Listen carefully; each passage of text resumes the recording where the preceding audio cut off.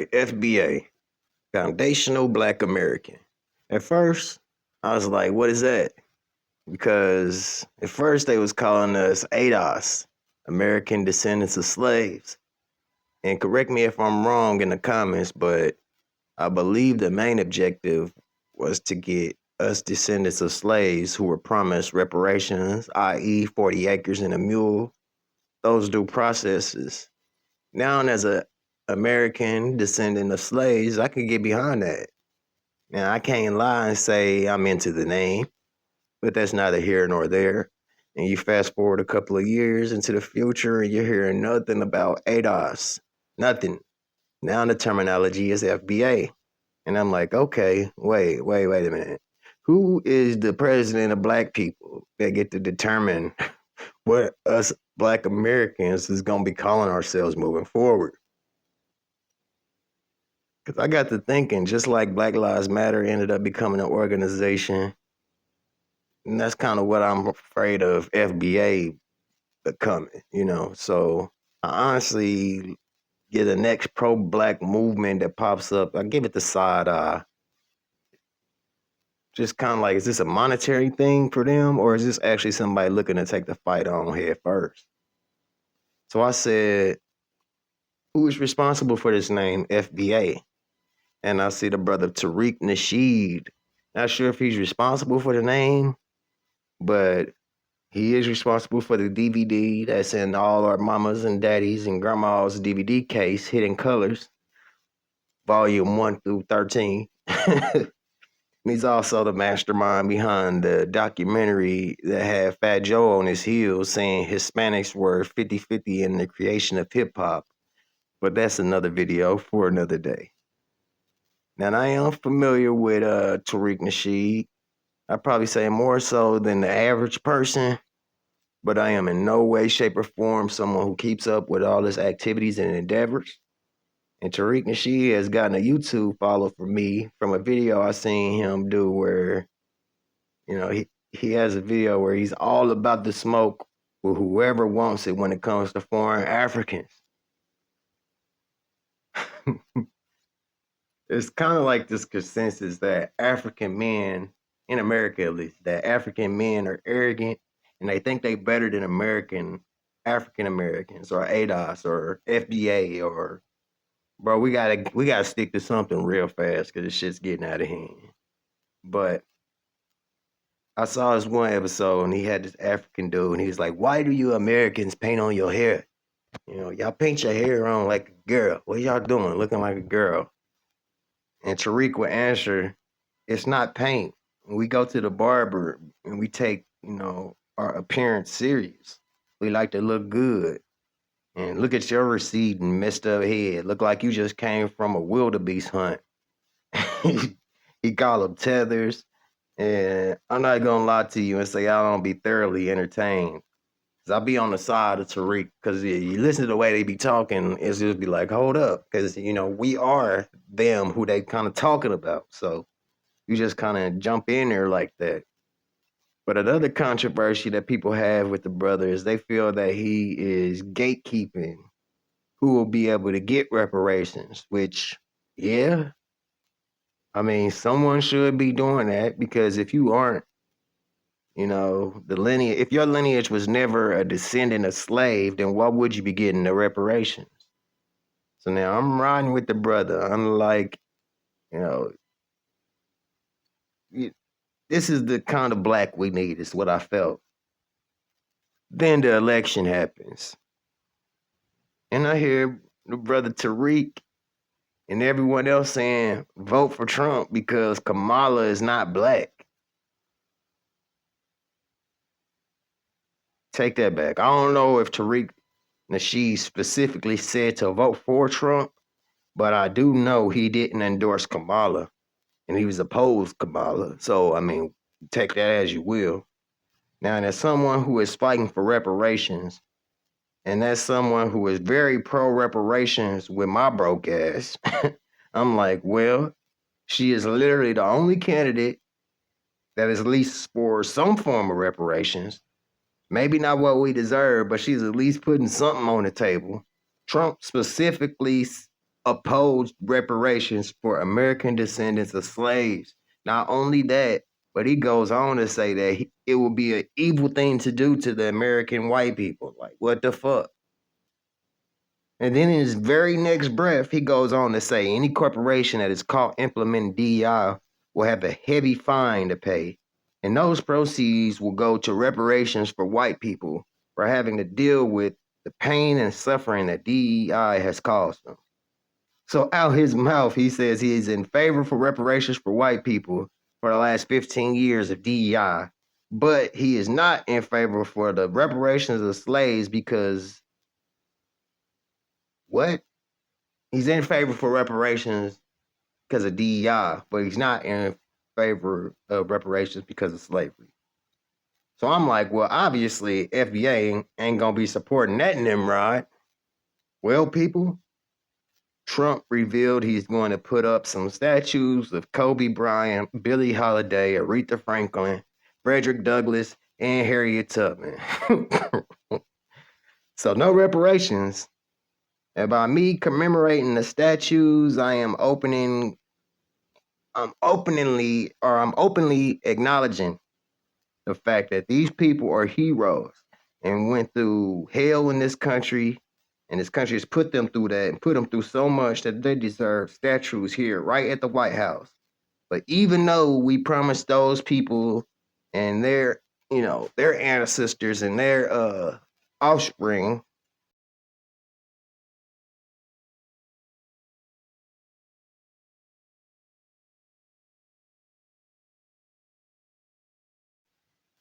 and he's like, but even though we promised those people that they would be paid for their contributions to this country, we still haven't done it.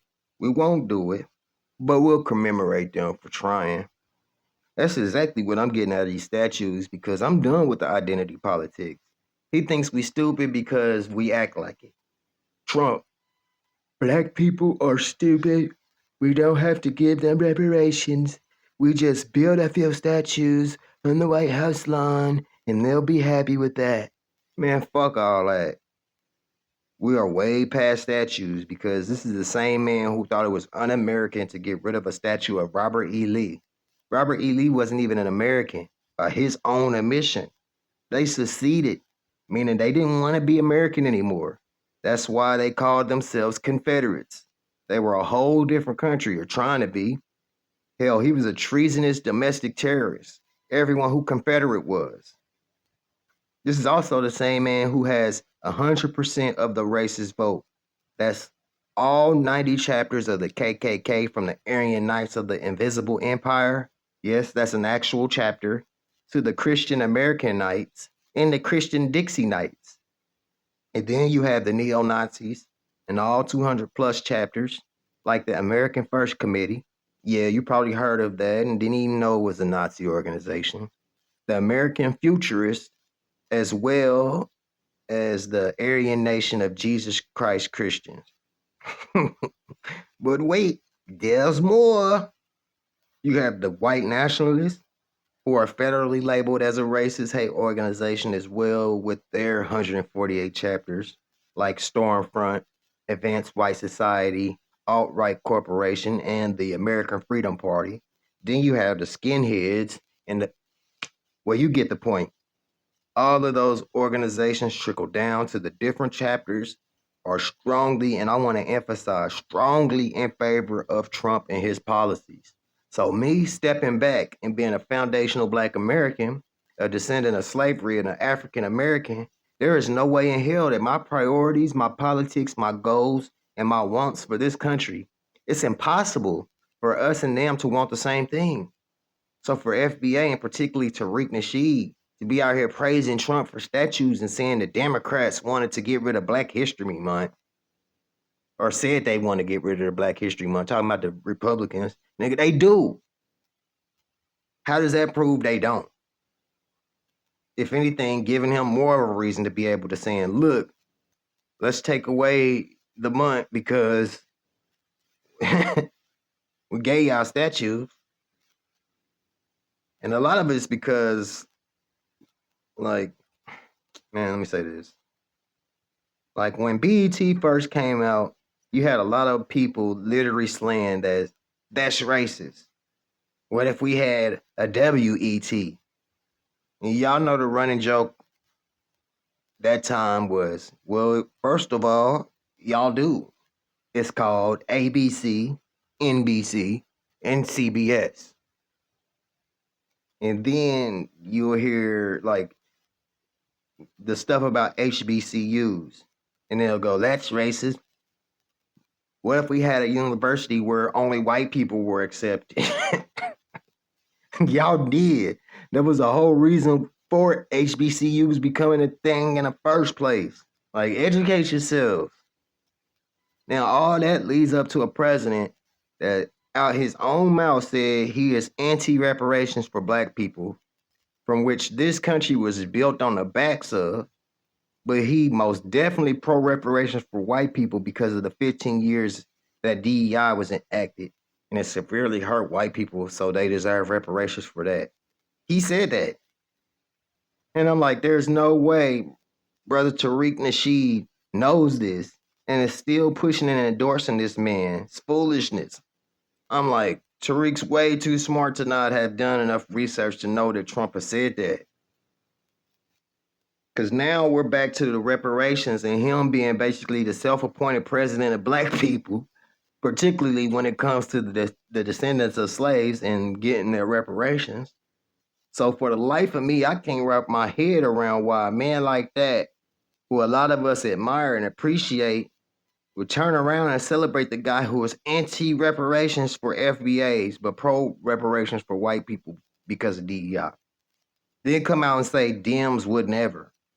I can't believe that Tariq Nasheed is so hung up on the fact that Kamala isn't black, that he didn't compare her policies to Trump. He didn't, because the only plan Trump had was Project 2025. So he didn't have nothing to compare Trump's policies to Kamala's, besides that. And me and my mama will talk about it a lot. And I told her, I saw Kamala Harris on an Indian TV news network. And they said to her, congratulations on becoming the first Indian vice president. And she didn't correct her. She didn't say, well, I'm the first black and Indian president. She went on and embraced it, and said, thank you. I'm proud to be an inspiration for all the little Indian girls. So I was one of those people who said Kamala is only black when it's convenient. I ain't say she wasn't black, but I did say she's black when it's convenient.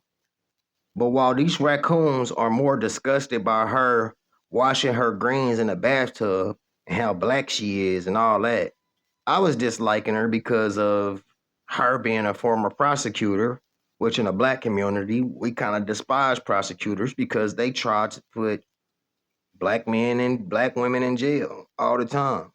And as a black woman, it was kind of lost points on her to have not have been a defense attorney, trying to defend the black people.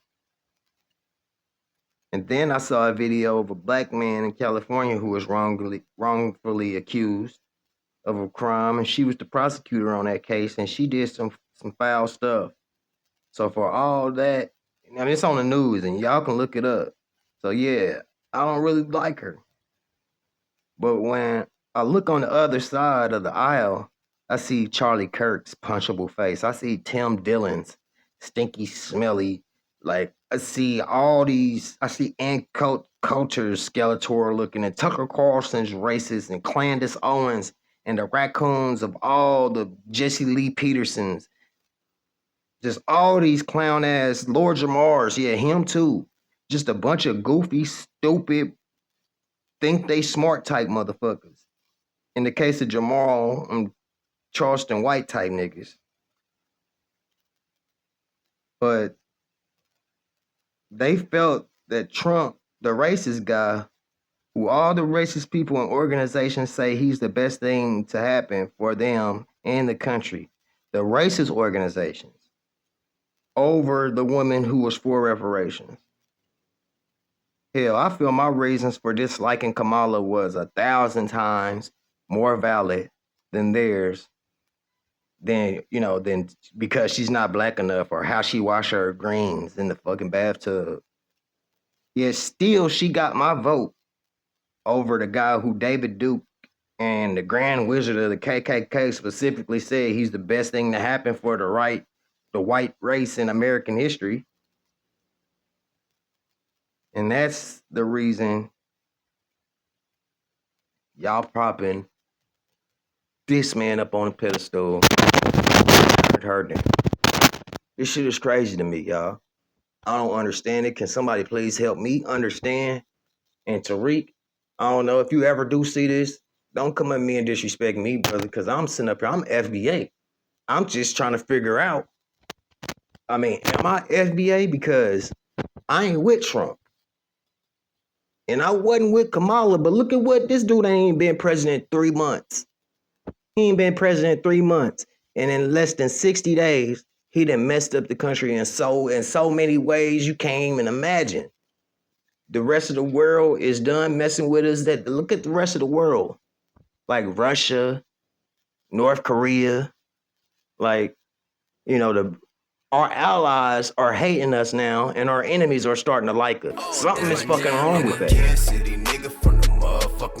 But I don't know. Y'all jump in the comment section, man. Let me know. I'm out.